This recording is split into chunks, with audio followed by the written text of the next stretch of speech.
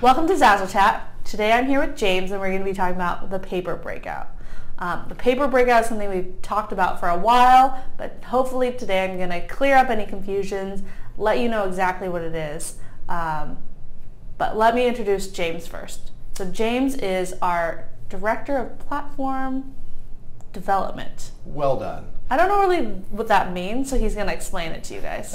Good.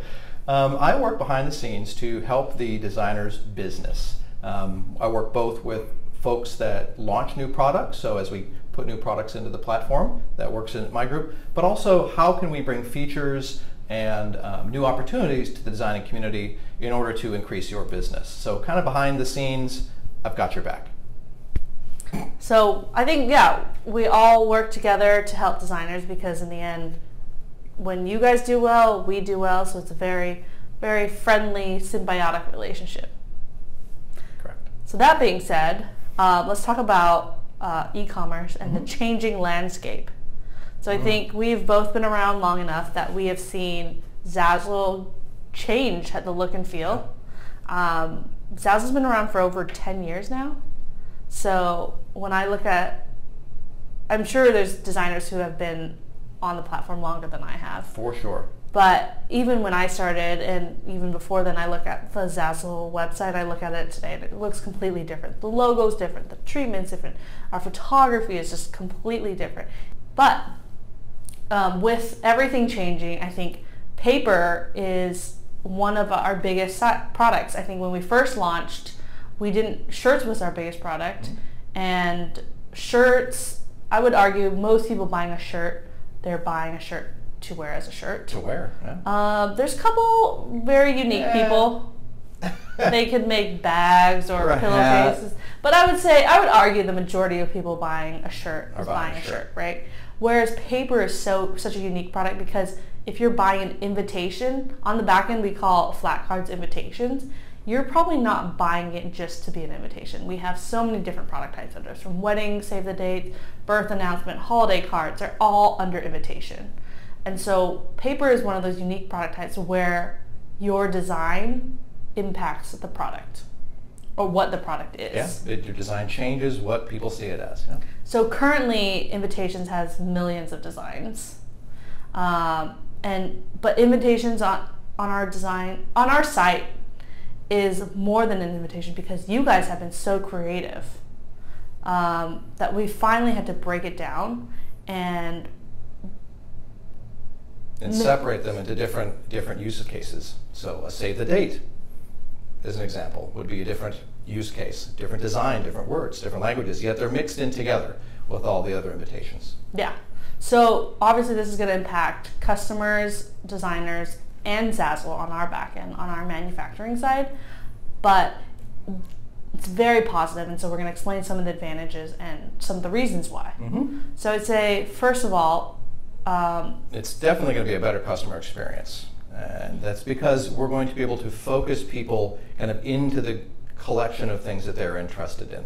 So if they were looking for a save the date, or if they're looking for a quinceañera card, or if they're looking for different use cases, we can bring them together into an area that is specifically designed for them versus a broad collection of things where sometimes some of the search results don't quite make sense. Yeah, I think when you're looking for a recipe card right now, if you look for a recipe card, it could come up with like invitations or like a turkey invitation because it has some word in it. And so by optimizing it, it's going to be streamline the search experience for our customers, making it easier to see the best search results, and then hopefully that will lead to higher conversion rates. The second is visual merchandising. Yes. Well, the nice thing is that since we're splitting these into different paper types, we can actually use different visualizations for the different types. So as you can see with a business card, we put it on the marble. It could be that in a different use case, marble doesn't make sense, and now we can actually do that and show it to consumers in ways that make the most sense for them. Yeah, so for example, a wedding menu, we could potentially put that on a plate, whereas if we put a holiday card on a plate, it would seem a little weird. Unless it was like milk and cookies design. Maybe. But basically, our current papers only have white backgrounds, and we want to make it visually appealing for the customers, but also for you guys to choose the best designs to merchandise your products on. Exactly. Forced choices.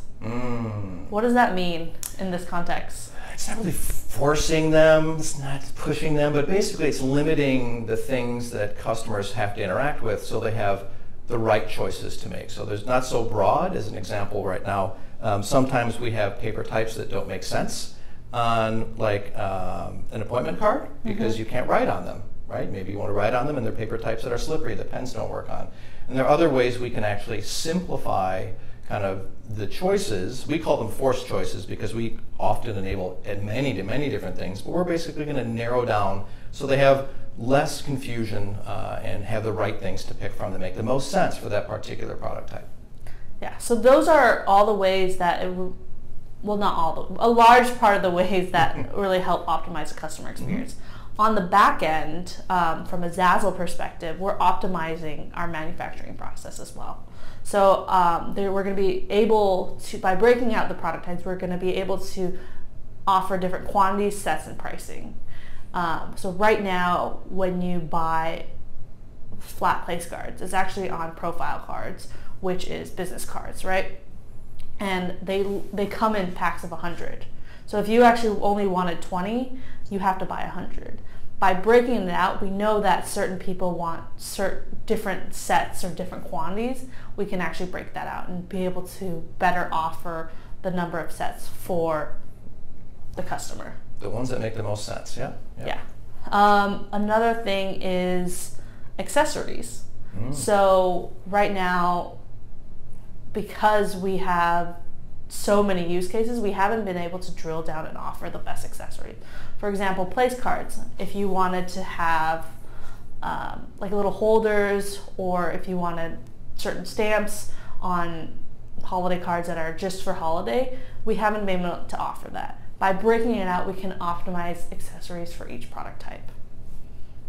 And then probably what's going to be most impactful for me is all the marketing implications. So obviously you guys know I'm in marketing, but by breaking it out, we can better segment and personalize our marketing. So what does that really mean?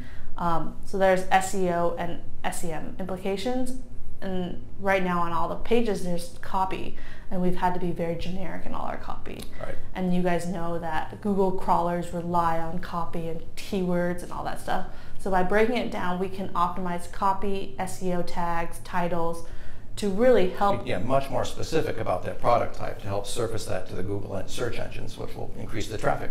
Yeah, so we want to optimize our keywords so that we pop up higher on searches. Also, from an SEM perspective, we want to... That stands for search engine marketing. Search engine marketing, yes. Yes, SEM. Just in case they didn't know, I figured I'd throw it out there. I think hopefully most people know, it's but probably true. I had explained it to my mom the other day. She didn't realize like the top 2 search results were actually ads. But, you know, maybe I take for granted because I'm in tech. So yes, search engine marketing. So right now we spend a lot of money, millions of dollars actually every year, optimizing and bringing traffic to our site. By breaking down these product types, we'll hopefully be offering better search results for the customer, so we're not wasting money on ads that they're not looking for. Correct. So this is a way for us to optimize our advertising dollars so that they go further. From a promotion standpoint, hopefully you guys are all on our email list and you see all our wonderful promotions, but by breaking it out, we can offer different promotions for different paper types. So, or not paper types, paper products. So yeah, so from a marketing perspective, there's a whole slew of things that we can optimize. And I think also one thing that I forgot to mention is by doing this paper breakout, we're really optimizing the paper suite and the paper collections so that they're all consistent. We are working towards creating suites and invitations, like collections. Obviously you guys can create your own collection, but hopefully in the future you'll be able to buy those collections. This is kind of a step towards that as we optimize the paper type. So if you want to design on craft, the craft will be available across your suite. So yeah, those are a whole list of examples. Yeah. Hopefully that's something to get excited about. So let's talk about next steps to get to that though. So next steps, we actually have to launch all the products. We do. We have to launch all the new product types, and then we have to basically migrate the content to the proper ones. So what does migrate the content mean?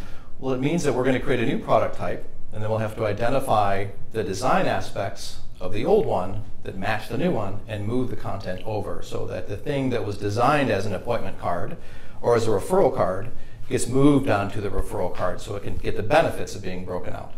Okay, I thought it was just all the designs flying south for the winter. Yes, that's that. So it's not that. It's not that. Okay, no, it's actually a big effort from a lot of different people within the organization. Yeah, and I know we use a very complex algorithm of title, keywords, descriptions, artificial intelligence, and lastly we have humans actually checking this. So there is a very complicated. Imagine 10 years of designing, and now you actually have to break it out in like clean house. And millions of different products. Yes. I mean, with all of the creative variety that our designing community has put on them, it is a complex thing to look at. You were telling me earlier, like Santa Claus. Yeah, so we were trying to figure out, what is a holiday card versus a generic invitation. And they said, hey, well, let's just use the word Santa. That will pick some of them out. Turns out when you're looking through the results, you're not only getting Santa, but you're also getting like Santa Cruz or Santa Monica. And another one that I kind of liked was they were looking for things to do with weddings, and they had a word elope. They're like, hey, that's one of those words that might be used for weddings. It turns out you also get antelopes because that string exists in there. So it's been a long tuning experience where we look at the results and then we learn, and it's kind of we don't know what we don't know until we see it happen. So it's an iterative process with lots of different people. As you said, we're mixing it all up with artificial intelligence algorithms and things like that to trying to get the best results out of this this change and migration. Yeah, so actually the launching of the products isn't the hard part. It's that's really, the easy part. Yeah, that's the easiest part. Yeah. It's really the back-end migration and making sure once we launch a product, we have the right designs on that product. So we are doing our best, as James stated. There's a lot of engineers working on it, a lot of data scientists on this, but we are human. Mm-hmm. I am. Yeah, I'm human. Okay. I'm not a robot yet. Robots haven't taken over, thankfully. But so if you do see a problem, I noticed that we just launched the business card sets, which when I was reading through the forums, this doesn't actually impact that many people yet. And we purposely chose some of the smaller products to launch first to test out the process. But we will be going into the larger invitation sets. So this is something good to know, even if it doesn't impact you now. If you scroll down, if you go to your product. If you see a product that looks like it's in the wrong, then either move to the wrong one or should be moved to a different one. Yeah, right? So for example, if you designed a flat place card, but it's still in business card or vice versa, something like that, scroll down to the bottom of the page in other info, and it says report this product. Click on it. Make sure you're signed in because it will prompt you to sign in. And then you can say, this product does not belong in this category. There's a checkbox there. And then you can go down and maybe give us a couple words of what you suggest it be and click submit. So again, we already have a way you can submit your issue. We will take a look at it and keep you posted. So there is, even though this whole migration is going on, there's a way for you to directly get involved if you see your product has been miscategorized. So from a timing perspective, we're looking to the next holiday. We're planning for the next holiday. We know holiday is a good season for you guys. It's a good season for us, and we want to make sure nothing goes wrong. So that's why we're hoping to get this done by summer. A lot of exciting changes are going to happen because of breaking these paper types out, but this is really step one. So we're working on launching all the paper types by summer and getting ready for the holiday. Yeah. So yeah, this is kind of like some spring cleaning. Exactly. I just threw out a lot of clothes, so this is kind of like Zazzle's version of not throwing out anything. We're not throwing out. That's actually probably a bad example, but it is tidying up and making sure it goes in the right bins. Your bins just happen to be garbage. Yes. Not the clothes, it's just, other reasons, but let's not go there. But anyway, so hopefully that makes sense. If you have any additional questions, we're always here to answer. We do, again, read through the forums religiously. So if you have any questions, feel free to contact us. And hopefully you will be as excited about this migration as we are, because it's a really exciting time. So until then, stay tuned. Thanks for your time.